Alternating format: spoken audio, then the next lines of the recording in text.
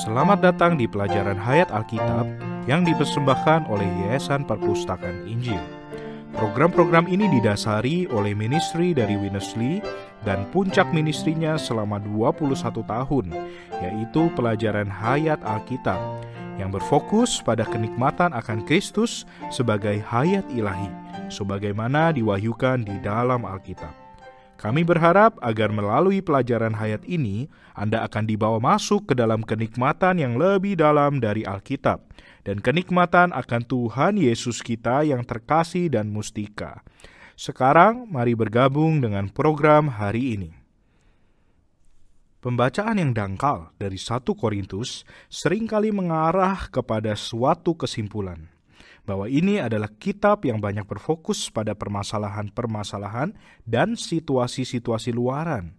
Sebenarnya, kitab ini adalah salah satu kitab yang paling kaya di dalam Perjanjian Baru, dengan bagian-bagian luar biasa yang menyentuh aspek-aspek mendalam dari Kristus, Roh itu, dan gereja. 3 pasal pertama itu sangat mendalam dengan sejumlah istilah yang unik dan penting yang digunakan oleh Rasul Paulus saat dia meministrikan kekayaan Kristus kepada sebuah gereja yang sedang memerlukan suatu infusi dari hayat ilahi. Ministri yang demikian ditemukan di dalam ayat 9 dari pasal yang pertama, di mana Paulus berkata, Allah yang memanggil kamu kepada persekutuan dengan anaknya Yesus Kristus, Tuhan kita, adalah setia. Saudara Chuang telah bergabung bersama kita hari ini untuk secara khusus berfokus kepada kata persekutuan dalam frasa persekutuan dengan anaknya ini. Saudara Chuang, senang Anda dapat hadir di sini, dan saya rasa topik persekutuan ini adalah topik yang bagus. Ya, ini adalah satu topik yang bagus. Dan untuk topik ini, kita semua perlu terang yang lebih jauh agar dapat melihat, menyiratkan, dan meliputi apa saja persekutuan ini sebenarnya. Nah, mungkin ada beberapa tingkat pemahaman dari kata persekutuan ini. Yang paling dangkal saya pikir, banyak orang akan berkata, oh, itu hanya semacam obrolan. Tetapi di sini Paulus benar-benar berfokus pada persekutuan ini pada tahap yang penting. Ini adalah pertama kalinya dia menggunakan istilah ini dalam ministrinya, yang tidak banyak muncul sampai beberapa waktu kemudian. Dan ini baru kedua kalinya kita melihat istilah ini di dalam seluruh Perjanjian Baru, di mana yang pertama kali ada di dalam kitab Kisah Para Rasul. Tetapi di sini Paulus mengemukakan istilah ini, dan saya rasa ketika kita memasuki dan melihatnya hari ini, persekutuan ini memiliki satu aspek yang lebih dalam dan bermakna lebih kaya dari apa saja yang tersirat dan apa saja yang terliput. Akan ada banyak bantuan untuk semua hal ini, dan kita sangat perlu untuk tinggal di dalam persekutuan yang real dan sejati, bukan? Tentu saja, saya sangat terkesan oleh bagaimana istilah ini digunakan di dalam kitab Kisah Para Rasul. Ketika kaum beriman bertekun dalam pengajaran para rasul dan dalam persekutuan. Jadi, persekutuan itu amat sangat penting. Tetapi saya rasa kita akan melihat sisi yang lebih dalam tentang persekutuan itu hari ini. Seperti yang tadi kita singgung pada permulaan program hari ini, bahwa saat kita memasuki perkara persekutuan, konteks itu selalu sangat penting. Kita baru saja membacanya di dalam ayat 9, tetapi hal ini tepat sebelum Paulus menyinggung masalah yang mungkin paling serius di dalam gereja di Korintus. Sesuatu yang telah kita bahas 1 atau 2 kali sebelumnya, yang akan kita bahas lagi sedikit hari ini, yaitu perkara perpecahan. Dan bagaimana orang-orang membentuk aliansi dan kelas-kelas atau kelompok-kelompok kecil yang lebih menyukai orang-orang tertentu. Perpecahan itu menjalar masuk dan memiliki dampak yang serius, sehingga Paulus langsung menghubungkannya dengan perkara persekutuan ini. Dan itu adalah poin yang akan sangat kita soroti hari ini. Mari kita bergabung bersama Saudara Winnesley, dan kita akan kembali lagi nanti. This expression. Dalam pasal 1 ayat 9, Paulus berkata, Allah yang memanggil kamu kepada persekutuan dengan anaknya Yesus Kristus Tuhan kita adalah setia. Jangan salah paham, mengira ungkapan persekutuan anaknya itu tidak berarti. Dalam Perjanjian Lama, tidak ada persekutuan semacam ini. Paling-paling hanya ada persatuan saudara yang dibicarakan dalam Mazmur 133. Ayat pertama dari Mazmur 133 menyatakan, "Sungguh alangkah baiknya dan indahnya apabila saudara-saudara diam bersama dengan rukun." Akan tetapi, kerukunan atau persatuan ini adalah yang di luar, sedangkan persekutuan itu di dalam. Mungkin sekali ada sejenis persatuan yang tanpa hayat. Tanpa hayat, kita tidak dapat bersekutu. Persekutuan adalah perkara yang di dalam, yang boleh kita lukiskan sebagai komunikasi hayati antara seseorang dengan orang lain. Kata persekutuan untuk kali pertama dipakai dalam Kisah Para Rasul pasal 2 ayat 42. Dalam ayat itu diterangkan bahwa orang-orang yang telah diselamatkan dan ditambahkan ke dalam gereja pada hari Pentakosta bertekun dalam pengajaran rasul dan persekutuan. Para rasul telah memberitakan Injil kepada mereka, dan pemberitaan Injil itu membawa mereka masuk ke dalam sesuatu yang oleh Alkitab disebut persekutuan. Saya tidak yakin dalam bahasa lain ada kata yang sepadan dengan istilah Yunani koinonia yang berarti persekutuan. Istilah ini mengandung arti keesaan dan juga suatu pengaliran timbal balik antar orang beriman. Ketika kita menikmati persekutuan seorang dengan yang lain, ada suatu aliran di antara kita. Walaupun tidak hidup, arus listrik dapat kita pakai untuk mengilustrasikan apa yang kita maksud dengan aliran dalam persekutuan. 1 Yohanes pasal 1 ayat 3 mengatakan, "Apa yang telah kami lihat dan telah kami dengar itu, kami beritakan kepada kamu juga, supaya kamu pun beroleh persekutuan dengan kami. Dan persekutuan kami adalah persekutuan dengan Bapa dan dengan anaknya Yesus Kristus." Ada sebuah arus, aliran yang vertikal antara kita dengan Bapa dan anak, dan yang horizontal antara kita dengan kaum beriman lainnya. Puji Tuhan, hari ini di bumi ada sesuatu yang disebut persekutuan. Persekutuan antara anak-anak Allah dan persekutuan antara anak-anak Allah dengan Allah Tritunggal. Saudara Chuang, saya sangat senang Saudara Lee membahas ayat di dalam 1 Yohanes ini mengenai persekutuan. Ayat ini menyiratkan bahwa persekutuan itu lebih dari sekedar komunikasi saja. Ya, tentu saja komunikasi adalah salah satu aspek dari persekutuan.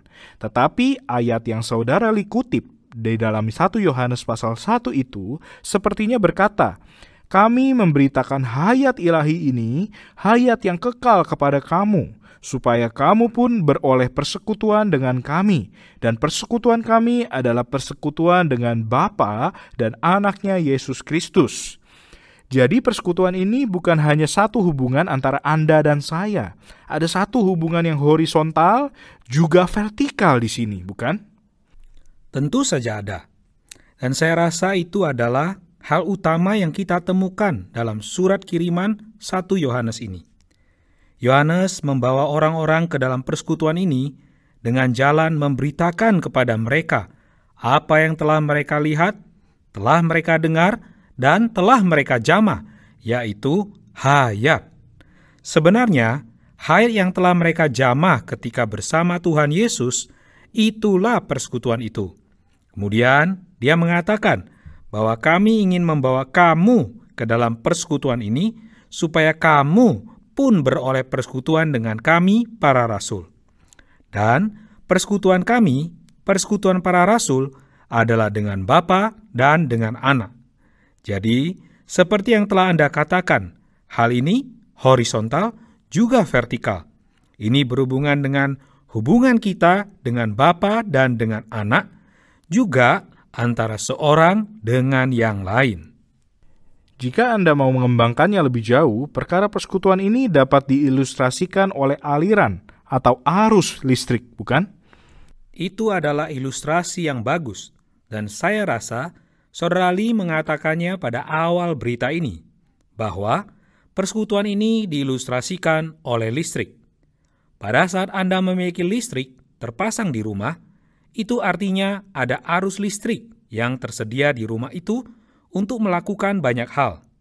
Dan ketika kita memiliki persekutuan dengan satu sama lain dan persekutuan dengan Allah, hal itu menyebabkan satu aliran, bukan hanya suatu obrolan atau kepatuhan atau kebiasaan berkumpul, tetapi itu benar-benar satu perkara hayat.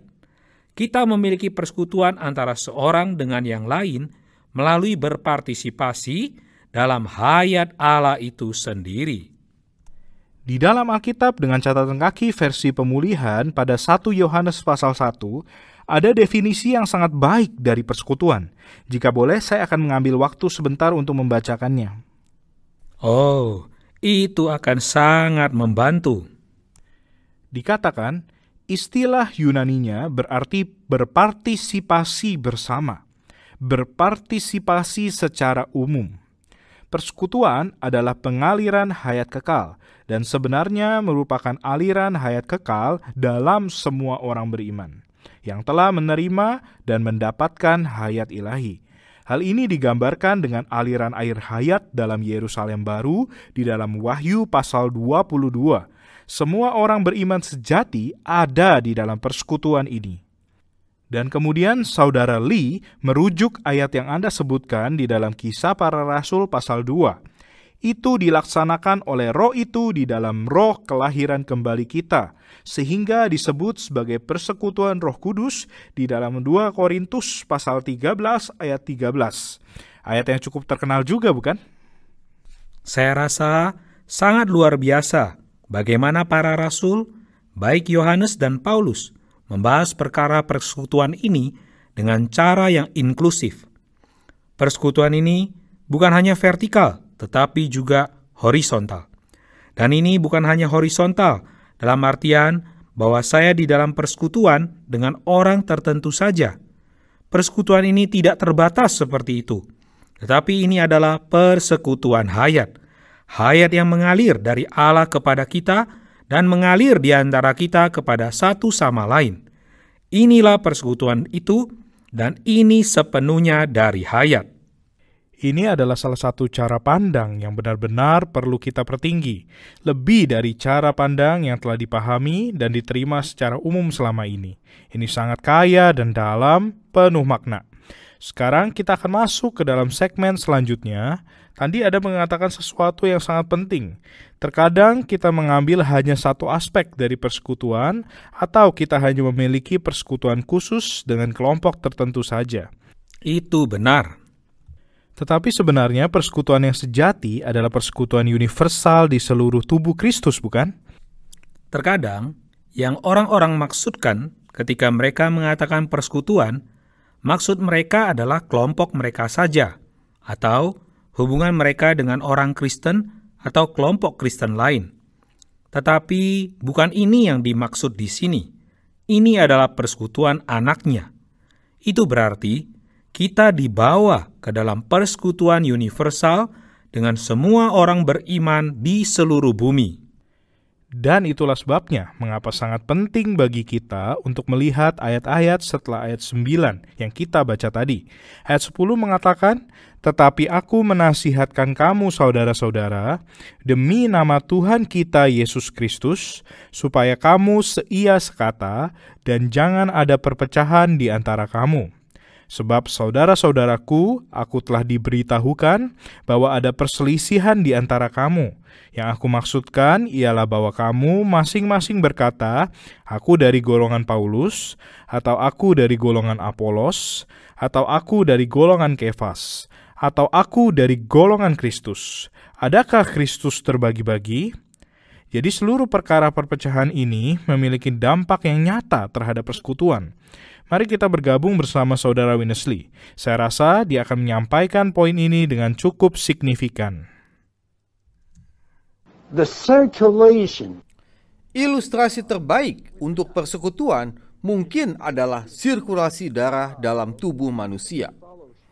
Sebagaimana dalam tubuh manusia ada sirkulasi darah, demikian pula dalam tubuh Kristus ada sirkulasi rohani yang disebut persekutuan. Karena itu penting sekali kita menyadari bahwa di dalam pemulihan Tuhan, kita sekarang dibawa kembali ke dalam aliran ini, ke dalam persekutuan ini.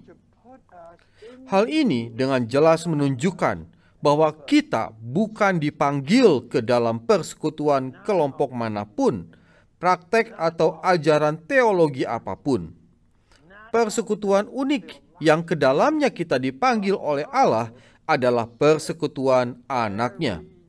Ini berarti ia sendiri harus menjadi persekutuan kita. Istilah persekutuan dalam pasal 1 ayat 9 berarti partisipasi atau mengambil bagian.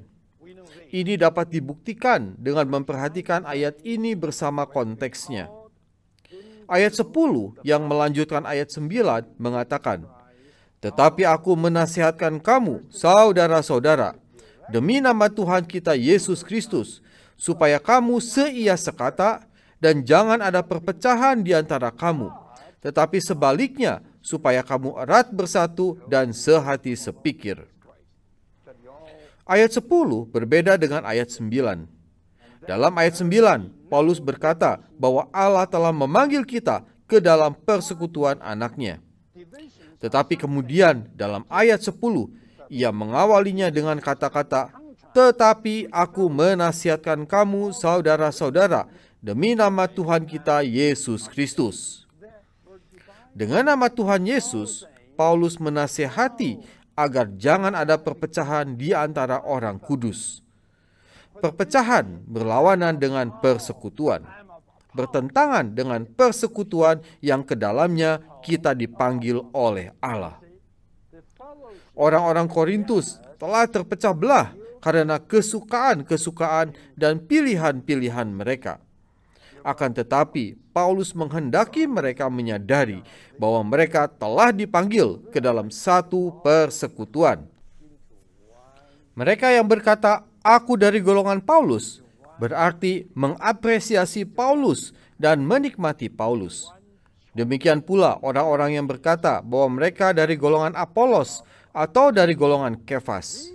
Tetapi persekutuan dalam pasal 1 ayat 9 adalah partisipasi kita dalam Kristus.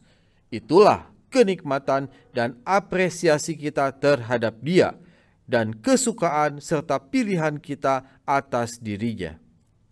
Dalam ayat-ayat ini, Paulus seolah-olah berkata kepada kaum beriman di Korintus, "Janganlah berkata bahwa kalian dari golongan ini atau dari golongan itu. Kalian semua harus tahu bahwa kalian telah dipanggil ke dalam satu persekutuan, dan inilah anak Allah sebagai bagian kita. Kita semua berada di dalam persekutuan Kristus." Saudara Cuang, ini benar-benar menjamah sesuatu yang sangat penting. Persekutuan, jika kita menggunakan ilustrasi yang Saudara Li gunakan, adalah sirkulasi darah di dalam tubuh. Apalagi yang dapat lebih merusak tubuh selain daripada sirkulasi itu terputus atau suatu perpecahan di dalam tubuh. Tentu saja itu juga menyiratkan bahwa kematian akan mengikutinya, bukan? Benar, itu adalah hasil dari sirkulasi yang terhenti di dalam tubuh. Dan tentunya, jika ada penyumbatan di dalam pembuluh darah, bagian tubuh di mana penyumbatan terjadi akan mati. Jadi, kita tidak setuju dengan pemikiran bahwa persekutuan ini terbatas pada pilihan tertentu atau kesukaan tertentu. Persekutuan yang ke dalamnya kita dipanggil adalah persekutuan anaknya. Dan hal itu membawa kita ke dalam kontak dan persekutuan dalam hayat dengan semua orang beriman dimanapun mereka berada. Namun kadang-kadang perpecahan itu bukan hanya diperbolehkan atau ditoleransi, bahkan dianjurkan. Hal ini menimbulkan dampak negatif pada aliran hayat ilahi yang universal dan menghalangi penggenapan kehendak Allah dalam tubuh Kristus, bukan? Sangat disayangkan, Saudara Elisa, bahwa di dalam diri kebanyakan orang Kristen yang saya kenal sepanjang hidup saya, terdapat sikap menerima dan menganggap perlu untuk membatasi persekutuan kita. Tetapi sebenarnya ini adalah satu perpecahan, bukan persekutuan. Jadi, persekutuan yang dibicarakan di sini sifatnya benar-benar inklusif dan universal dan mencakup semua orang beriman di mana saja. Itulah persekutuan yang ke dalamnya kita telah dipanggil. Tetapi jika kita mempersempit persekutuan menjadi persekutuan untuk satu atau dua orang yang hanya menurut nama atau menurut istilah atau menurut kepercayaan tertentu, kita telah menyebabkan kematian masuk ke dalam tubuh Kristus. Baik, mari kita lanjutkan, Saudara Chuang. Kita akan melompat maju. Kita masih di pasal 1, tetapi untuk segmen terakhir ini, kita akan kembali kepada satu ayat yang telah kita bahas sedikit di dalam berita hari ini. Pembahasan utama hari ini adalah tentang persekutuan. Namun, penting bagi kita untuk memahami perkara persekutuan ini bersama dengan partisipasi kita di dalamnya. Artinya, kita perlu terlibat di dalam persekutuan itu dan akan ada hasilnya. Hasilnya sangat indah. Itu terlihat di dalam ayat 30, di mana dikatakan, tetapi oleh Dia kamu berada dalam Kristus Yesus, yang oleh Allah telah menjadi hikmat bagi kita. Ia membenarkan dan menguduskan dan menebus kita. Saudara Winnesley akan menghubungkan ayat ini dengan perkara persekutuan di dalam porsi terakhir kita. Mari kita kembali kepada Saudara Winnesley. And in this chapter, Paul goes Dalam pasal 1 ayat 30, Paulus memberitahu kita bahwa Kristus menjadi hikmat dari Allah bagi kita. Hikmat ini meliputi kebenaran, pengudusan, dan penebusan. Kebenaran adalah Kristus untuk masa lampau kita. Dan pengudusan adalah Kristus untuk masa kini kita. Dan penebusan adalah Kristus untuk masa kelak kita. Penafsiran tentang kebenaran, pengudusan, dan penebusan yang demikian ini tidak salah, tetapi masih kurang real. Kita perlu memahami kebenaran, pengudusan, dan penebusan dengan lebih mendalam dan dari aspek pengalaman. Bila kita benar-benar menikmati Kristus dalam kehidupan sehari-hari kita dan mengalami Dia, Dia akan menjadi kebenaran kita. Kristus bukan hanya menjadi kebenaran untuk masa lampau kita, sehingga kita dibenarkan oleh Allah, Ia juga harus menjadi kebenaran kita pada masa kini dalam kehidupan kita sehari-hari. Jika kita menikmati Kristus dalam hidup sehari-hari, dan jika Ia menjadi kebenaran kita secara real, kita akan menjadi orang-orang yang istimewa, orang-orang yang dikuduskan. Kita tidak menjadi manusia yang umum, tetapi manusia-manusia yang dipisahkan bagi Allah. Karena itu, dalam hidup sehari-hari kita, Kristus tidak saja menjadi kebenaran kita, tetapi juga pengudusan kita. Bila kita telah dikuduskan dan dipisahkan bagi Allah, kita pun telah ditebus. Ini berarti kita telah dibawa kembali kepada Allah. Ketika seorang suami bertengkar dengan istrinya, mereka telah terpisah dari Tuhan. Tetapi tatkala Kristus menjadi kebenaran dan pengudusan mereka, dengan spontan mereka akan dibawa kembali kepada Allah. Itulah arti penebusan. Saudara Chuang, ada kata kunci dalam ayat ini. Dan saya telah membaca ayat ini selama bertahun-tahun, menikmatinya, mengapresiasinya, dan saya mengira saya telah memahaminya. Tetapi ada yang mengejutkan saya pada saat kita menjamah ayat ini 2 atau 3 kali di dalam pelajaran ayat 1 Korintus ini. Di sana dikatakan, tetapi oleh Dia kamu berada di dalam Kristus. Bagian ini selalu saya apresiasi. Tetapi bagian selanjutnya mengatakan, yang oleh Allah telah menjadi hikmat bagi kita, Ia membenarkan dan menguduskan dan menebus kita. Kata menjadi inilah yang menarik di sini, bukan? Ya, benar.